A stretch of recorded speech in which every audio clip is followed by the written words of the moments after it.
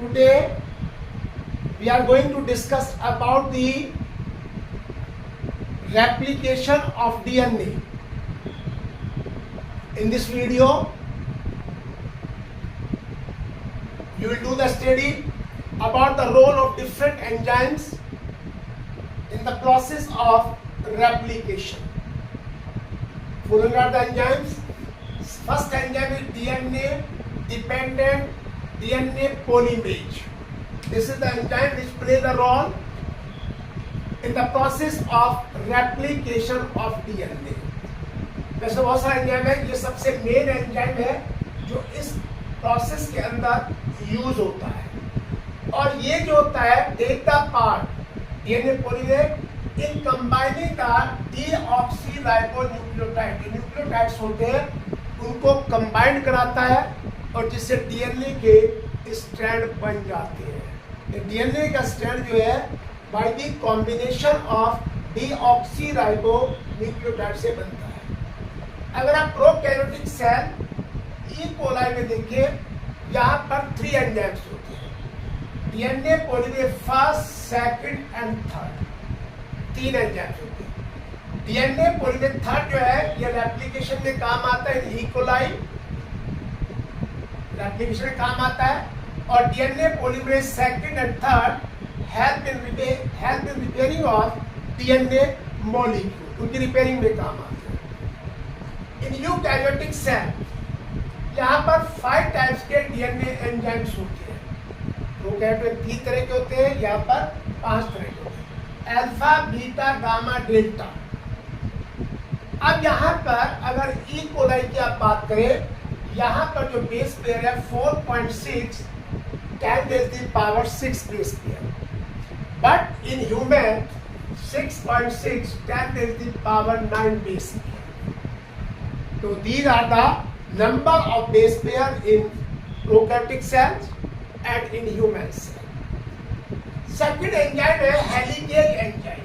देखिए क्या होता है, जो डीएनए मॉलिक्यूल्स होता है उस डीएनए मॉलिक्यूल्स के बीच में जो स्ट्रैंड्स होते हैं वहां पर हाइड्रोजन बॉन्ड होते हैं, double hydrogen bond and triple hydrogen bond.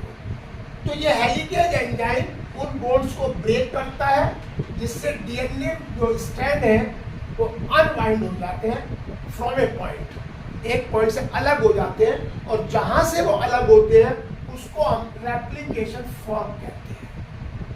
जो डिवाइड हो जाते हैं, देखिए यहाँ पर ये हाइड्रोजन, ये आपके डीएनए है, यहाँ पर ये एडेनिन है, थायमिन है, इसके बीच में बॉन्ड है, ये बॉन्ड टूट जाते हैं। और जब ये बॉन्ड टूट जाते हैं तो ये जो स्ट्रक्चर है ये इस तरीके से बन जाती है जिसे हम रेप्लिकेशन फॉर्म कहते हैं। It's become the replication form, जो वी शेप बन जाती है, वाई शेप। अब यहाँ पर डीएनए लाइगेज एंजाइम है, इसका काम है स्ट्रैंड को ज्वाइन करना, ज्वाइनिंग द स्ट्रैंड टुगेदर, और वहां पर फॉस्फोडाइस्टर बॉन्ड बनाना। 2 काम है इसके, एक तो स्ट्रैंड को ज्वाइन करता है और दूसरे फॉस्फोडाइस्टर बॉन्ड भी बनाता है। It also help in repairing of the single strand. ये जो सिंगल स्ट्रैंड होता है जो टूट जाता है उसकी रिपेयर भी करता है। Mechanism of replication. अब रेप्लिकेशन की प्रोसेस होती कैसे, इसमें देखिए ये एक तो सबसे बड़ी बात है, ये एनर्जी एक्सपेंसिव प्रोसेस है, इसमें एनर्जी का कंजम्पशन होता है, ये पक्की बात है। सेकेंड थिंग, यहाँ पर डीऑक्सीराइबोन्यूक्लियोटाइड ट्राइफॉस्फेट, डीऑक्सीराइबोन्यूक्लियोसाइड ट्राइफॉस्फेट, इसके साथ 3 फॉस्फेट लगी हुई है इस तरीके से, ये और ये 3 फॉस्फेट लगी है डीऑक्सीराइबोन्यूक्लियोसाइड्स। ये जो टर्मिनल वाली जो 2 फॉस्फेट है, जो टर्मिनल वाली फॉस्फेट है, ये यहाँ पर अलग होकर के इससे एनर्जी रिलीज करती है। तो ये जो आपका डीऑक्सीराइबोन्यूक्लियोसाइड के 2 फंक्शंस है, एक तो एक्टिंग एज ए सबस्ट्रेट, यानी वह ज्वाइन होता जाता है, और दूसरे इसके जो 2 टर्मिनल्स हैं उन टर्मिनल से एनर्जी यहाँ पर अवेलेबल होती है। Energy is obtain by this one. अब देखिए यहां पर जब रेप्लिकेशन होता है तो डीएनए स्ट्रैंड है। अब देखिए ये जो डीएनए स्ट्रैंड है, अभी मैंने आपको बताया, इसमें यहां पर एडेनिन के साथ थायमिन और ग्वानिन के साथ साइटोसिन होता है। तो एडेनिन और थायमिन में डबल हाइड्रोजन बॉन्ड होता है और ग्वानिन और साइटोसिन में ट्रिपल हाइड्रोजन बॉन्ड होता है। इसको हमने पहले बताया था एंटी पैरेलल होता है। 5 prime to 3 prime one strand and 3 prime to 5 prime another strand। अब यहाँ पर हेलिकेज एंजाइम इन बॉन्ड्स को तोड़ता है और जब ये टूट जाते हैं then they become Y-shaped structure। अब यहाँ पर जो डीएनए पॉलीमरेज एंजाइम है ये can not initiate the process of replication, खुद में नहीं कर सकता और रेप्लिकेशन कहीं और से स्टार्ट भी नहीं हो सकता, रैंडमली नहीं स्टार्ट हो सकता, एक पॉइंट से स्टार्ट होगा।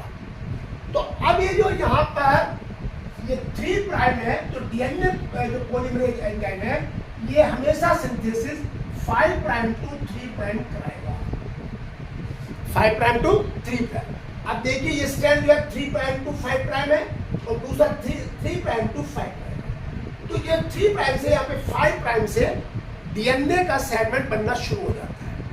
जब डीएनए का सेगमेंट बनता है उससे पहले यहाँ पर प्राइमर लगते हैं जो आरएनए के प्राइमर होते हैं। अगर आरएनए के प्राइमर यहाँ नहीं लगेंगे तो ये डीएनए पॉलीमरेज एंजाइम इस प्रोसेस को आगे नहीं बढ़ाएगा, it will not take place. तो यहाँ पर ये जो आपकी ई कोलाई है, इस ई कोलाई में हमारा जो E coli DNA circular form में होता है और यहाँ पर एक पॉइंट होता है जिसे कहते हैं ओरिपाइन।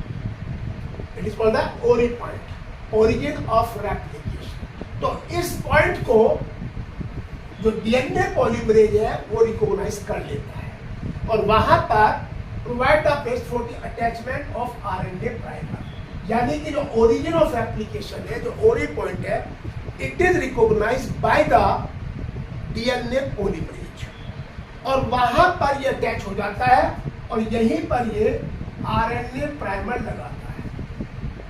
क्योंकि जब तक आरएनए प्राइमर नहीं होंगे, चाहे प्रोकैरियोट से चाहे यूकैरियोट से, डीएनए का रेप्लिकेशन नहीं होगा। तो जहां पर absence of RNA primer, DNA polymerase can not add the nucleotide, वो न्यूक्लियोटाइड को ऐड नहीं कर सकता। अब यहाँ पर जब ये ऐड होती है ड्यू टू द रिक्वायरमेंट और origin of replication, if a piece of DNA propagate during recombination, जब वो डीएनए का पीस प्रोपेगेट करता है उसके लिए वेक्टर की जरूरत होती है और ये vector provide the origin of replication. यही जो वेक्टर है वो ओरिजिन ऑफ रेप्लिकेशन को प्रोवाइड करता है। In eukaryotes the replication of DNA takes place in S phase और synthetic phase. You already studied the cell cycle and I told you and I have already made the video on this topic। तो इस S phase और synthesis phase में DNA का replication होता है eukaryotes में और यहाँ पर इसकी अमाउंट जो है डबल हो जाती है 2C to 4C। तो इससे क्या होता है कि जब अमाउंट ऑफ डीएनए हो जाती है तो देन द सिंथेटिक फेज और एस फेज इज ओवर। हाँ, अगर ये सेल डिवीजन फेल हो जाए तो यहाँ पर number of chromosome will increase, amount of DNA will increase, it is called polyploidy. Polyploidy का मतलब है जिसमें number of chromosome have been increase, वो यहाँ पर बढ़ गए हैं तो इसको हम यहाँ पर पॉलीप्लाइडी कहेंगे। इस वीडियो को आप लाइक करें, शेयर करें और इसको सब्सक्राइब भी करें।